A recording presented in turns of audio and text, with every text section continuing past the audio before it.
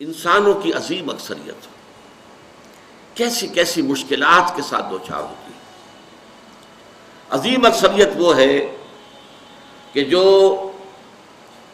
کمر توڑ دینے والی مشقت کرنے کے باوجود 2 وقت پیٹ بھر کر کھانا نہیں کھا سکتے، جن کے بچوں کو علاج کی سہولت میسر نہیں، مشقت، محنت، تکلیف، نہ صرف محنت و مشقت، محنت و مشقت کے اعتبار سے تو ہم یہ کہہ سکتے ہیں کہ انسان بھی لدو اونٹ کے مانند ہے یا کولو کے بیل کے مانند ہے، لیکن حیوان اور انسان میں اس اعتبار سے بڑا فرق ہے۔ انسان میں احساسات، رنج، غم، صدمہ، کسی جانور کا بچہ جب جوان ہو گیا، اب اس کے بعد وہ جانے اس کی زندگی علیحدہ ہے، والدین کی علیحدہ ہے، والدین بھی پتہ نہیں کوئی ان کا جوڑا ہے کہ نہیں مستقل۔ لیکن یہاں کیا ہوتا ہے؟ یہاں جس اولاد کو پالا پوسا، جنہیں اپنے جگر کے ٹکڑا سمجھ کر اور اپنا پیٹ کاٹ کر جن کو پالا ہے، اگر وہی بیٹا جوان ہو کر سینہ تان کر بات کرتا ہے، یا جیسا کہ آپ سنتے ہیں باپ پر ہاتھ اٹھا لیا ہے، ماں کو مار دیا ہے، قتل کر دیا ہے، جو صدمہ اس وقت انسان کو ہوتا ہے کیا کسی حیوان کو ہوتا ہے؟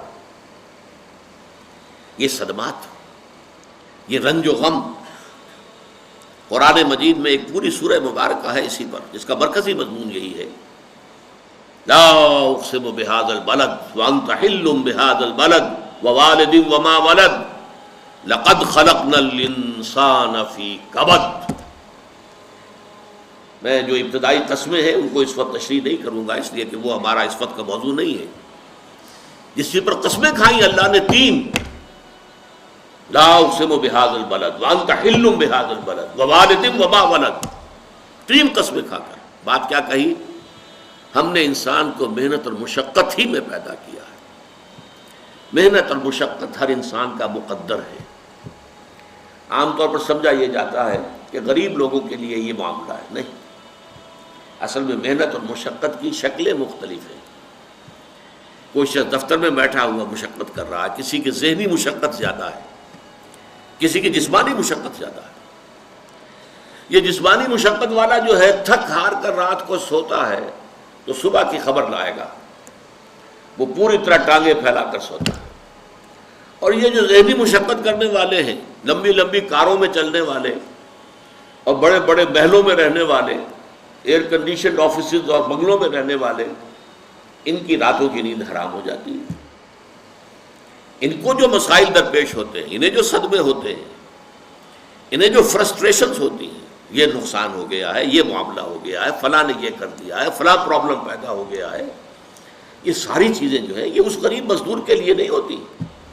آپ کو معلوم ہے ہپنوٹکس کی ضرورت جو ہے انہی عمرا کو ہوتی ہے، سیڈیٹیوز کی ضرورت انہی کو ہوتی ہے، ٹرینکولائزرز انہی کو چاہیے، انہیں نرم گدیلوں کے اوپر نیند نہیں آتی۔ تو مشقت اور محنت ہر ایک کے لیے ہے۔ صدمہ، غالب نے بہت خوب کہا تھا، قید حیات و بند غم اصل میں دونوں ایک ہیں۔ موت سے پہلے آدمی غم سے نجات پائے کیوں؟ یہ انسان کا مقدر ہے، یہ تو ہو کر رہنے والی شے ہے۔ غم تو رہے گا، صدمہ رہے گا۔ آپ کو شاید یاد آیا ہو، ایک بڑی عظیم ہستی گزری ہے انسانی تاریخ میں، گوتم بدھ، کپل وستو کا شہزادہ، at the prime of his youth, 30 برس کی عمر۔ اس نے مشاہدہ کیا لوگوں کو، لوگ دکھوں میں ہیں، لوگوں کے لیے مصیبتیں ہیں، لوگوں کے لیے تکلیفیں ہیں۔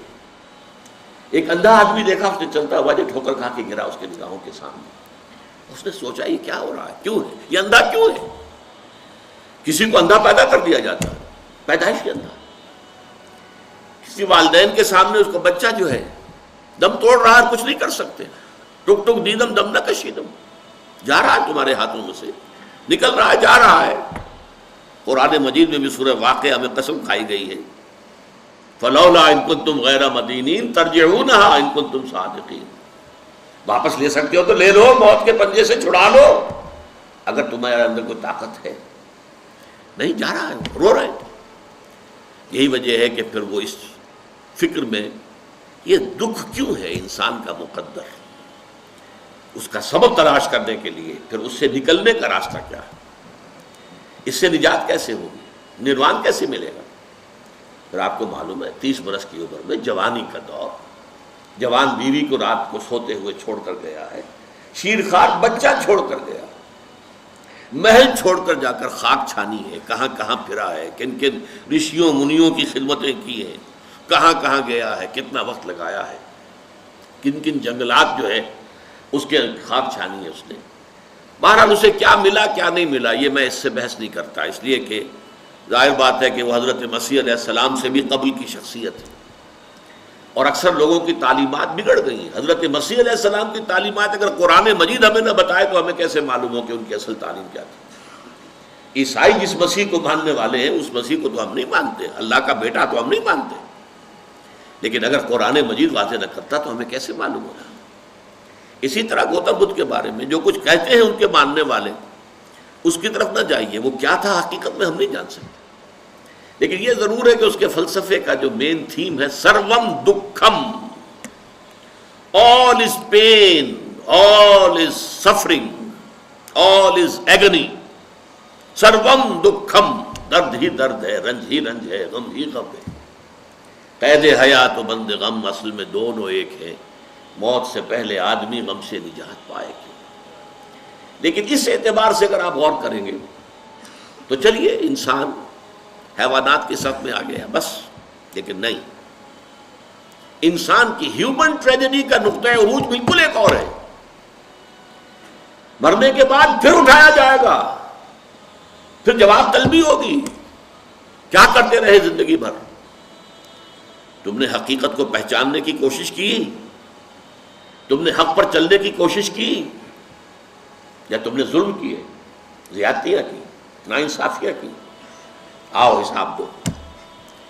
حیوان سے یہ محاسبہ نہیں ہے، نباتات اور حیوانات اس سے بری، انسان ہے۔ اس پر بھی ایک سورت ہے قرآن مجید کی، سورۃ الانشقاق، یا ایھا الانسان انک کادح الی ربک کدحا فملاقیہ، اے انسان تیرا معاملہ یہ ہے تو مشقت پر مشقت جھیل کر، تکلیفیں پر تکلیفیں برداشت کر کے پھر ایک دن اپنے پروردگار کے حضور میں حاضر ہوگا جواب دہی کے لیے۔ ثم لتحسبن بما تعملون، حضور کی ایک خطبے میں جو الفاظ آتے ہیں، واللہ لتموتن کما تنامون، خدا کی قسم تم سب مرو گے جیسے کہ ہر روز شام کو سو جاتے ہو، رات کو سو جاتے ہو۔ یہ نیند بھی موت کی بہن ہے۔ ثم لتبعثن کما تستيقظون، لیکن پھر جیسے روزانہ صبح بیدار ہوتے ہو ایسے ہی ایک صبح قیامت آئے گی کہ سب اٹھا لیے جاؤ۔